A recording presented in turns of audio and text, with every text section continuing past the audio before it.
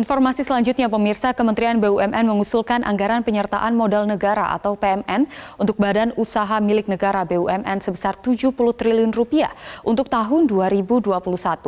Penyertaan modal untuk BUMN ini merupakan bagian dari upaya mempercepat pemulihan ekonomi nasional yang terdampak sangat dalam akibat pandemi COVID-19. Kementerian BUMN mengajukan anggaran penyertaan modal negara atau PMN untuk perusahaan plat merah tahun 2021 senilai 70 triliun rupiah.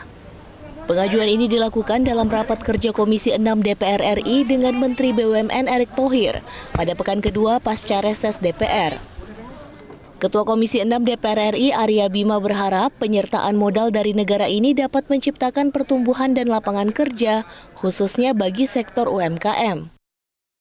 Kita melihat kan banyak belanja-belanja kementerian yang masih bisa dialokasikan untuk terciptanya berbagai pertumbuhan atau lapangan-lapangan kerja, khususnya yang usaha kecil menengah mikro, karena usaha kecil menengah mikro ini kan memberikan kontribusi hampir 57% terhadap produk domestik bruto. Nah, bagaimana usaha-usaha dari BUMN yang ikut memberikan dukungan seperti program Mekar, ya kan, seperti hal-hal yang terkait dengan kredit core. Selain pengajuan penyertaan modal negara, rapat ini juga membahas soal rencana dana talangan tahun 2021 untuk membangkitkan kembali perusahaan BUMN yang terdampak COVID-19. Namun anggota Komisi 6 DPR RI fraksi Nasdem Subardi menolak rencana dana talangan bagi perusahaan BUMN tanpa prosedur dan payung hukum yang jelas. Dari fraksi Nasdem kami tidak sepakat dengan adanya rencana akan ada dana talangan. Karena kalau bahasa Jawa dana talangan itu seberaan ya, yang tidak jelas dasar hukumnya.